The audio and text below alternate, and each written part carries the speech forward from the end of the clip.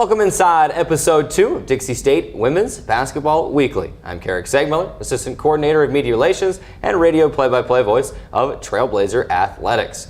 Today we are shooting the episode inside the CEC TV studios. Glad to have them helping us out today. And as you can see, Assistant Coach Nicole Yazzie joining us on the show today. Nicole, thanks for joining us and taking some time right before practice. I know we've got to get back down to the Burns Arena and get practice going, but we appreciate you taking some time and get to know you a little bit better. Yeah, thank you. Well, I want to say, first of all, thanks for doing this again. We can't express that enough to expose our women's basketball team. I think we have a fun bunch of group, and we appreciate it. Carrick. Well, certainly, and like I told Coach Guston last week, I get really excited when I see teams trying to promote themselves, and happy to help with this great project, and I think it's fun. So what we'll continue to do this week and next, we've got Coach Yahzee with us today.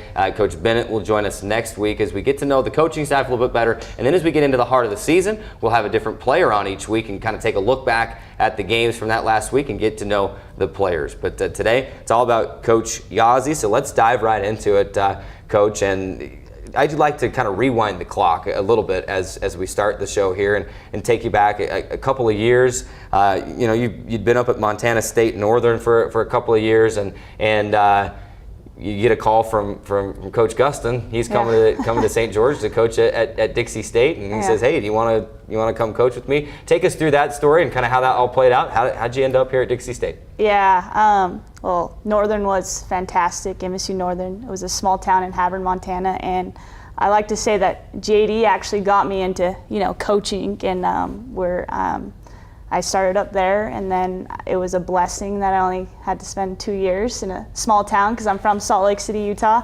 and got a grateful phone call and kind of begged him for the job, and he let me have it. So I was very grateful, and I'm excited to be a Trailblazer and happy to be here.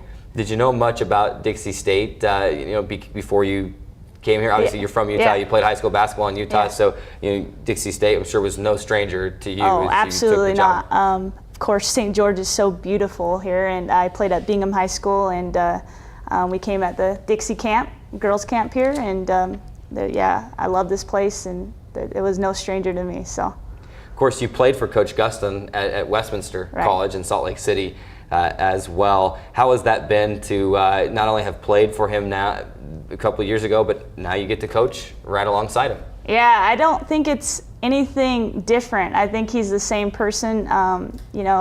He really pushed me to be the best player I am, and then also to carry me as a person. And there's no difference how he treats our kids and me to help me get better in this profession as well. So I don't think there's any difference. He's just the same JD to me, and true to his kids all the time. So.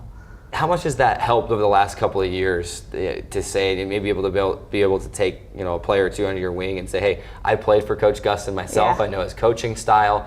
This is what he's trying to accomplish here. How much has that helped you with coaching these girls over the last couple of years? Yeah, I think that's helped them. So as they ask me what's going on or what's JD thinking, they've asked me a lot for that, and I give them the best advice that I can. And like I said, hasn't changed that much. He brings what he had at how he coached me to our team as well.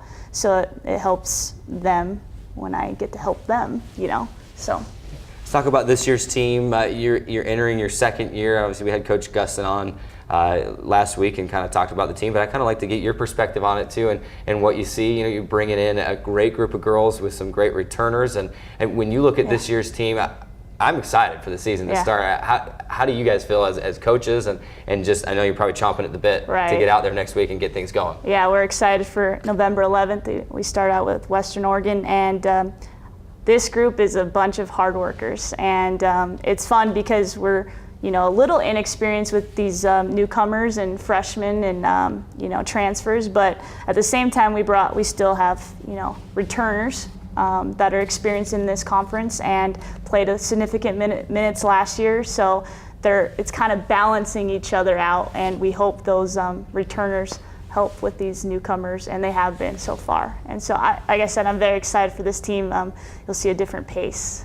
Former student athlete yourself, as our many coaches, how much does the experience as a student athlete and as a player help as you begin now your coaching career, just kind of step back and say, okay, this is how I felt when I was a student athlete, maybe when a coach came down on me or this or that or whatever it may be, and this is how I can help my girls now respond to those situations. Yeah, being a student athlete then coming on to a coach is such a grateful experience to do. Not a lot of student athletes get to do that, everyone, so I'm very happy for that, and it's helped me grow as a coach and as a person to help our kids get better, not only on the court, but academically and as a person socially. And so I'm just excited and happy for the opportunity to help young, athletes grow and be a student as well. Lastly, before we wrap things up here, we've talked a little bit about this year's team and how hard they work and how talented they are. From what I've seen, it just looks like they're having a lot of fun out there this year as well. Yeah, I agree. And this year has been fun already. And we're just, like I said, excited to start next Saturday, to play and start getting games going. I think they're a little anxious, as are we as coaches. And so, but one day at a time, we're excited about our 7 practices for our next game. And you see it too, and I see it too. We're having fun out there, and they're playing hard and having fun. And that's the most important thing, is make sure these kids have a positive experience in college. And we take pride in that a lot, and not only on the court, but outside the court as well. So. Awesome. Well, I'm really excited about this season and excited about this project. It's been fun to chat with Coach Guston last week and now yourself this week, and looking forward to a great chat with Coach Deb Bennett next week. So thanks for stopping by. And just as a reminder, as Coach Yazzie said, next week is the start of the regular season already, heading up to Monmouth, Oregon to take on Western Oregon on Friday, November 11th, and then on Saturday, November 12th, we'll take on St. Martin's in a neutral site game there at Western Oregon. The home opener is November 17th against Colorado Mesa. You'll have 2 different chances to get to see the Trailblazers that weekend. On Friday the 17th against Colorado Mesa, and then on Sunday the 19th against Montana State Northern, and then a couple of days later, just a day or two before, or the day after Thanksgiving rather, a home game against Westminster as well. Again, thanks for stopping by. I'm Carrick Segmo for Coach Yazzie. We thank you for watching. This is Dixie State Women's Basketball Weekly. We'll catch you next week.